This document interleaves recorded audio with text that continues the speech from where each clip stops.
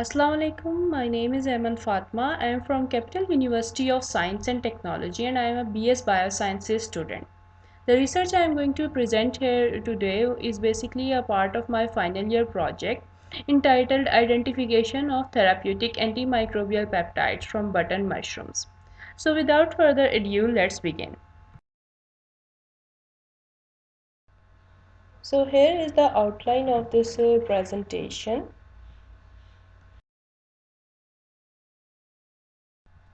So you guys are all well aware of the Hydra-headed monster of drug resistance, and it has claimed so many lives over the years, and so many people are suffering because of these infections.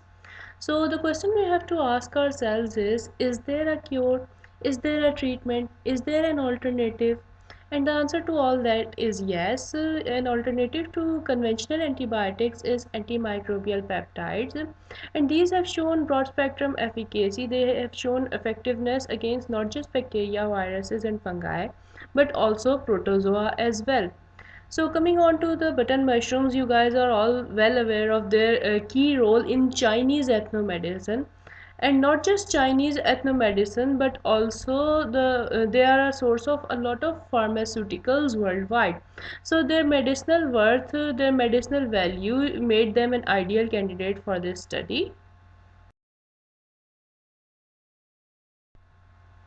So the thing is, 700,000 individuals die every year because of drug resistant infections. We need a therapeutic drug, we need a therapeutic molecule that can not only target these superbugs, these pathogenic entities, but also it should have least side effects for our body. It should be compatible with our body. So, ladies and gentlemen, as you might have guessed by now, the aim of this research was to identify antimicrobial peptides from button mushrooms.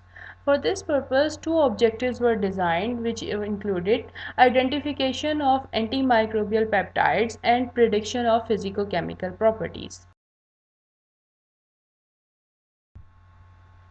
So for conduction of this research, what we did was procured the proteome of button mushroom from NCBI, and then we processed it, removing all the proteins with partial sequence or low annotation. The leftover proteins were submitted to a tool which predicted antimicrobial peptides.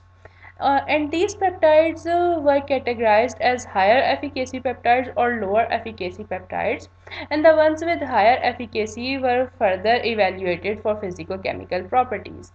On the basis of physicochemical properties, it was noted that 64 peptides had ideal properties like good charge, non-allergenic nature, non-hemolytic nature, a stable nature, and not only that, they had good half-life as well. So, ladies and gentlemen, coming on to the moment of truth, when we explored the proteome of button mushroom for antimicrobial peptides, we identified that 438 peptides with antimicrobial nature were present in the proteome of button mushroom. 219 peptides had efficacy from 1 to 10%, and 181 peptides had efficacy from 11 to 20%. But keeping in mind the fact that our target pathogens were superbugs, were drug resistant, MDR, XDR pathogens, keeping in mind this fact, we wanted therapeutic molecules with higher effectiveness, higher percentage antimicrobial efficacy. And because of this fact, what we did was removed 50% of the peptides which had low antimicrobial efficacy, and then selected only the 50% of these peptides with higher efficacy.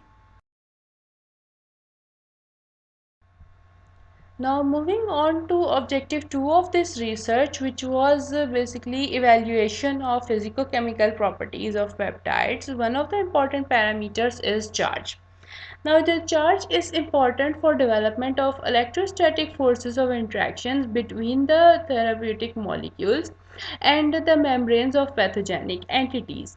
Another thing the charge does is let us know if the peptides would have broad spectrum efficacy or not. This is because if the peptides had higher charge, then these will show broad spectrum efficacy. So when we calculated the charge of our peptides, we identified that 69% of these peptides had broad spectrum efficacy because of higher charge.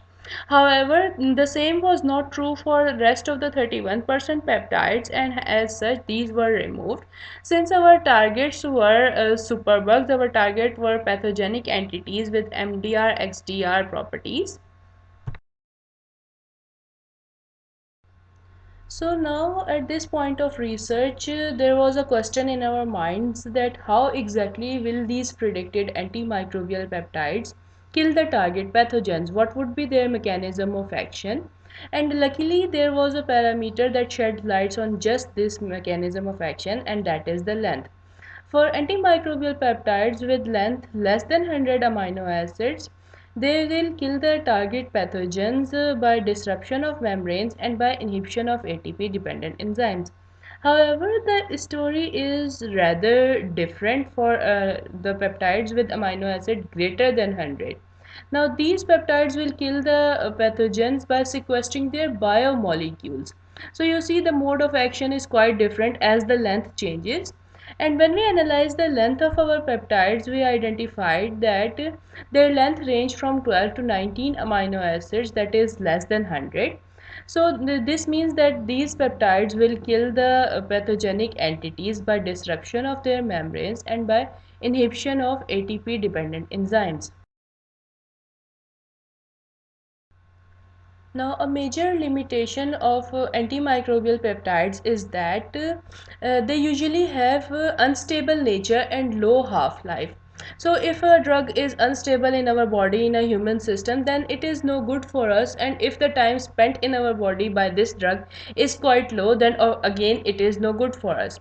So when we identified the stability of our peptides, we identified that 45% of our peptides had unstable nature, and we remove all those peptides. The rest of the 55% peptides showed stable nature, and these were selected for further study. Now, when we analyzed the half-life of peptides, we identified that 3% peptides had very low half-life, very little half-life, and again, because they had low half-life, we removed these 3% peptides, while the remaining 97% peptides had a really good half-life ranging from 1 hour to 100 hours in a mammalian system, in mammalian cells. So we selected these 97% peptides with good half-life. So moving on in this research, we were interested to find out what was the solubility of these antimicrobial peptides, and using ProtParam tool, it was identified that 82% of the peptides had hydrophilic nature, while 18% peptides had hydrophobic nature. So another thing is we are talking about using peptides from button mushrooms in a human system, in a human body. And while that is okay as long as there are no side effects and all the parameters are okay, but the thing is many people are allergic to button mushrooms, and this was a concern for us that these peptides may cause allergic reaction to many people. So keeping in mind this concern, what we did was used allergen FP to identify if these peptides had some kind of probability to cause allergenic reaction. So from allergen FP tool, we identified that 18 peptides had allergenic nature, while 65 peptides had non-allergenic nature. And of course, we removed these 18 peptides because of their allergenic nature and selected the ones with the non-allergenic nature. So now, keeping in mind that the major limitation of antimicrobial peptides is their hemolytic activity, what we did was identified if they had the potential to cause hemolysis, and we noted that 2% of the peptides had potential to cause hemolysis, and of course, we want a drug that has the least side effects, so we removed all these 2% peptides and selected the ones with non-hemolytic nature. So let me just quickly sum up this research. What we did was predicted 438 antimicrobial peptides from proteome of button mushroom, and upon further evaluation we identified that 64 peptides had really good physical chemical properties and a potential to be developed as a therapeutic drug. This concludes my presentation. Thank you, ladies and gentlemen, for your time. It was an honor presenting in front of you all. Thank you once again.